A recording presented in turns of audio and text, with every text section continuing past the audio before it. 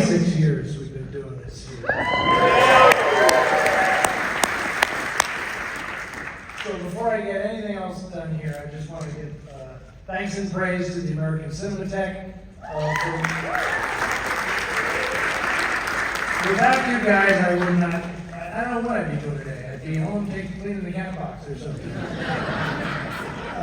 So thankfully, the Cinematheque got us started on this road, and here we are 26 years later. Okay, I got a little word in my ear beforehand that I want to make sure this is a very special show for everyone.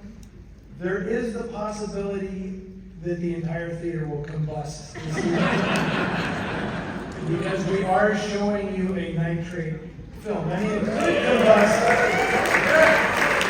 it could combust just from the hotness of Ida Lupino. There's always the outside chance of a mishap, which makes the screening so suspenseful. So realize that exit back there, exit over there. Avail yourselves of them if suddenly that back half of the theater suddenly blows out.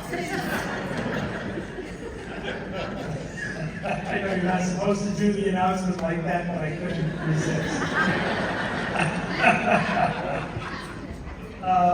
And that's the least of our concerns. What the hell is wrong with this country?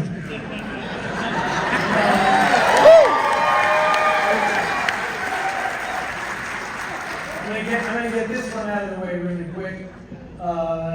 Everybody I talked to tonight included, it's like, what are we supposed to be doing? I'm just going to say, you're doing it.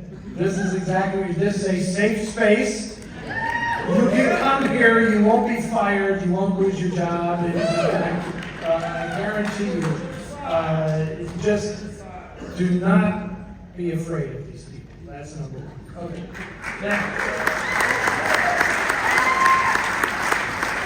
I'm very excited that we're starting off with this nitrate print. I think there are only 3 theaters in the United States of America that can show nitrate, and you are in one of them. If you live in Los Angeles, consider yourself lucky because 2 of the 3 are in Los Angeles, so good for you. UCLA has the other one. The movie that you're about to see that we decided to kick off this year's festival with is a great movie, but it's also a vehicle.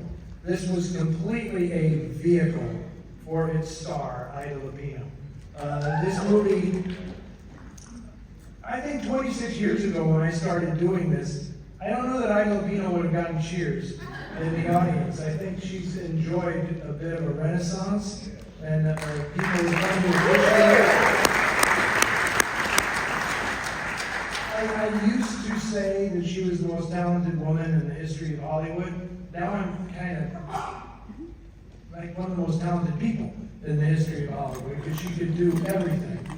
But this film was created for her by a guy who's somewhat of a forgotten figure in Hollywood history, Charles Feldman, who was super agent and deal maker and fixer. He did everything in Hollywood in the golden age. And he was a huge Ida Lupino fan, loved her to pieces, and felt that Warner Brothers wasn't giving her the treatment that she deserved.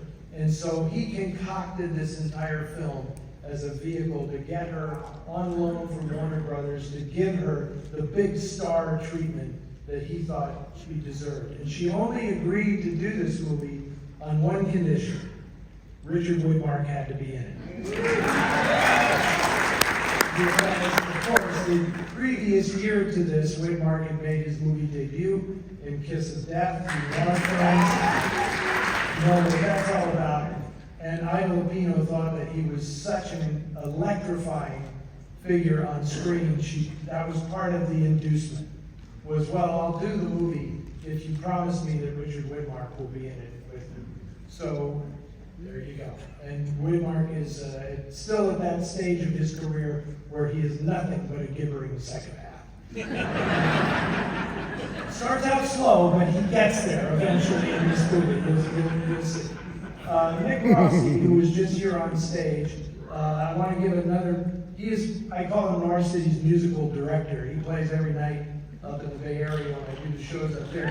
But Nick is, in addition to being a world-class jazz guitarist, he's also a fabulous historian of jazz. So So he's the guy who informed me today that Ida Lupino learned how to play the piano for this film thanks to a guy named Johnny White, who was playing in a piano bar in Palm Springs. He had played with Benny Goodman, and Ida was there doing what Ida does in Palm Springs after hours.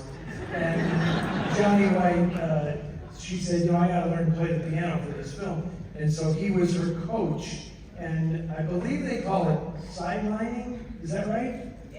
Yeah, sidelining, when you're faking like you're playing the piano, but you're doing it really well. They call that sidelining in the movies. And Johnny White is the guy that taught Ida how to do that in this film.